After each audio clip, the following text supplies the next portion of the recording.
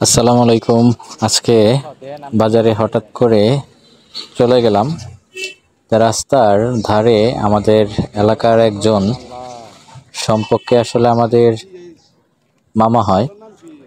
তো ওনাকে আমরা ছোটবেলায় দেখতাম গাছের আগায় উঠে এই আষাঢ়িগুলো পারতো। তো এখন দেখা গেছে আমরা যখন বাজারে আসি এখনো সেই ঐতিহ্য ব্যবসাটা উনি আসলে ধরে রাখছে। আসলে এটা অনেক ধৈর্যের ব্যাপার এবং অনেক কষ্ট।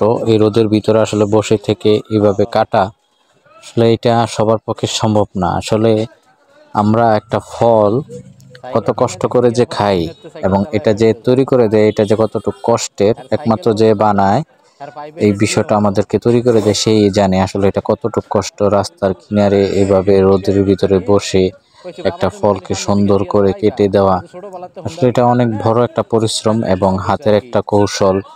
এমন একটা ওজনের জিনিস রোদের সামনে বসে, আসলে আমরা যেই টাকা দিয়ে জিনিসটা খাই আসলে কষ্টের অনুযায়ী আসলে কিন্তু সেটার মূল্য খুবই কম। কিন্তু যাই হোক, যার যার ব্যবসা সে করে। আমি ওনাকে অনেক কিছু জিজ্ঞেস করলাম যে এখন কেমন। উনি আমাকে একটা জিনিসই বললো যে কিছু করার নেই, এখন আসলে এটা আমরা করতে করতে অভ্যাস হয়ে গেছে। এখন আমাদের কাছে কষ্টটা তেমন মনে হয় না। আগে প্রচুর গাছ কাটতাম কিংবা গাছে অনেক উঠতাম, এখন উঠতে পারি না। আসলে এটা প্রচুর পরিশ্রম, ধৈর্যের ব্যাপার। অনেকে আমার কাছে আসলে দেখা গেছে যে সময় দিয়ে আমার কাছে ধৈর্য নিয়ে যদি কেটে নিয়ে যেতে চায় তাকে আমি বলি যে বসেন। কারণ আসলে আমার কাছে যতটুকু কষ্ট লাগে আমি জানি, মানুষ এই রোদের ভিতরে দাঁড়ায় থাকাটা অনেক কষ্টের, কিন্তু আমার তো এটা কাটতে হয়। সেই জন্য আসলে আমাকে রোদ্রে বসে থাকতে হয়। তারপর একটা জিনিস, এইটা আসলে যারা এই পেশাতে আছে তাদের আসলে কতটুকু কষ্ট হয় এটা আসলে আমরা যারা বাহিরে থাকি তারা সেটা ফিল করতে পারবো না। কিন্তু আমরা ছোটবেলাতে দেখি উনি আসলে গাছে ওঠে, গাছ থেকে আসলে নামানো এবং কেটে এটা মানুষকে আসলে তৈরি করে মানুষের খাওয়ার উপযুক্ত করে দেওয়াটা, সেটা কিন্তু উনি যে করে আমার আসলে খুব ভালো লাগে। আসলে ওনার আচার ব্যবহার খুবই ভালো। আমাদের ব্রাহ্মণগড় গ্রামের একজন এবং ওনার একজন বড় ভাই আছে, উনিও মোটামুটি এই ব্যবসাটার সাথে জড়িত। তারা দুইটা ভাই গাছের আম, জাম, বেল এই জিনিসগুলো আসলে তারা বাজারে নিয়ে আসে বিভিন্ন এলাকার থেকে কিনে। তাই ওনার কাছ থেকে সবসময় আমরা যখন রাস্তাঘাটে দেখা হয় খুব ভালো একটা আচরণ পাই এবং ভালো ব্যবহার পাই। আসলে মানুষ যদি ধনী ব্যক্তি হয়, আসলে যদি মানুষের ব্যবহার ভালো না হয় তাহলে সেই ধনীর ধনী না। আসলে মানুষের ব্যবহার হচ্ছে সবচেয়ে মূল জিনিস, ব্যবহারটা আসলে মানুষের মূল। তো যাই হোক, শেষ হয়ে গেল, আমি এখন চলে যাব। কিন্তু আমার সামনে দেখা যায় আমার এক দোস্ত যাকে সবাই চিনেন, রায়হান, তার সাথে দেখা হয়ে গেল। আসলে তার ওইখানে আজকে প্রায় 2 দিন ধরে যাওয়া হইতেছে না, একটু কাজের ব্যস্ততায়। তা হঠাৎ করে সে আমাকে দেখে ঘুরে আসলো, আর তার মুখটা দেখে আমার কাছে খুবই একটু চিন্তিত মনে হলো। তাকে আমি জিজ্ঞেস করলাম যে কি হয়েছে।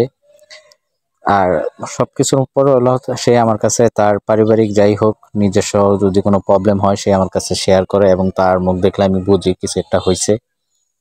তার কাছে তার পার্সোনালি কোনো কিছু জানতে চাইলাম, তবে সে আমার কাছে কিছু জিনিস শেয়ার করলো আজকে। এবং তার যে বিজনেসটা আছে সেই বিজনেসের পাশাপাশি সে আরেকটা বিজনেস নিবে। তো সেই আইডিয়াটা সে আমার কাছ থেকে একটু ধারণা চাইলো যে বন্ধু কি করা যায়, এটা করতে চাচ্ছি, একটা বিজনেস নিবে সে। তো দোয়া করি মানুষের আসলে একটা জায়গায় যদি ব্যবসা বাণিজ্য করে তখন মানুষের আসলে একটা জায়গায় থাকতে থাকতে মানুষের একটা চোখ পড়ে যায়। আসলে এই দুনিয়াটা কেমন জানি হয়ে গেছে, এখন মানুষ আসলে ভালোভাবে চলুক, ভালো ব্যবসা করুক, সেটা কিছু কিছু মানুষ আসলে চায় না। আসলে একটা মানুষ যদি আগাইতে চায় পিছন থেকে তাকে কিভাবে টেনে নামানো যায় সেই চিন্তা ভাবনা মানুষের এখন থাকে। আর একটা ব্যবসা আসলে করতে গেলে দেখা গেছে অনেক কিছু ঝড় তুফান সামনে আসে, যদি মানুষ তার এন্ট্রি হয়ে দাঁড়ায় তখন তো তার অনেক সমস্যা হয়ে যায়। তো যাই হোক, বাজারে চিন্তা ভাবনা করছে সে একটা নতুন ব্যবসা ইনভেস্ট করবে। তো সেই ধারণাটা আমার কাছে চাইলো, কারণ আমি প্রায় 8 থেকে 9 বছর বাজারে ব্যবসা বাণিজ্য করেছি। তাই সেই ধারণাটা আমি তাকে দেওয়ার চেষ্টা করেছি যে বন্ধু তুমি এইভাবে করো কিংবা এইভাবে করলে ভালো হয়।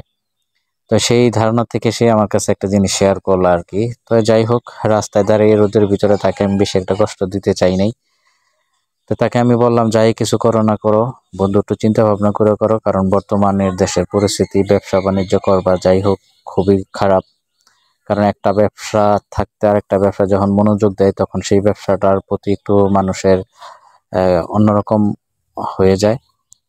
তো এই সব কিছু মিলায় একটা মানুষের জীবনে আসলে প্রতিদিন কত জার্নি করতে হয় সেটা একটা মানুষ যারা ব্যবসা বাণিজ্য করেন বা সামনে চিন্তা ভাবনা করতেছেন, সবকিছু পড়লো এখন দেশের পরিস্থিতি বেশি একটা ভালো না।